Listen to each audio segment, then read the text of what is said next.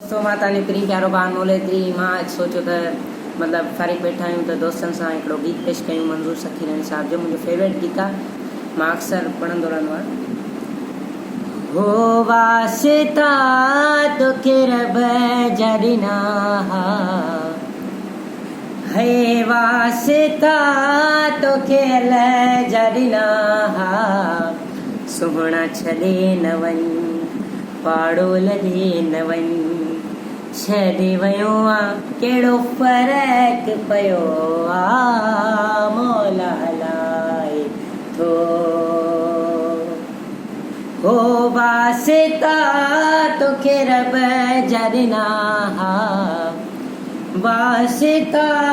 तोखे अल्लाह जा ॾिना सुहिणा छॾे न वञ पाड़ोल ॾे न वञ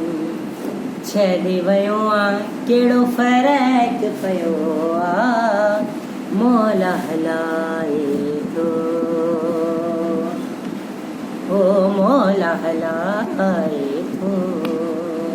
हिन जो ओतिरो आहे हो छा थी पवई हज गॾिजी रही हो छा थी पवई हज गॾिजी रही मिंथ मनी न तूं लही त वञी न तूं छॾे वियो आहे कहिड़ो फ़र्क़ु पियो आहे मौला हलाए थो हो वास्ता तोखे रब जा ॾिना वास्ता तोखे अल्लाह जा ॾिना सुहिणा छॾे न वञ पाड़ोल ॾे न वञ छॾे वियो आहे कहिड़ो फ़र्क़ु पियो आहे मौला हलाए थो। हिन जो ॿियो अंतरो आहे हो वक़्तु असां बि गुज़ारे वियासीं हे वक़्तु असां बि गुज़ारे वियासीं थोरी तकलीफ़ थी ॿ टे ॾींहं दिलि रुनी हां पको हाणे असां बि कयो आहे पाण पको हाणे असां बि कयो आहे मौला हलाए थो हो मौला हलाए थो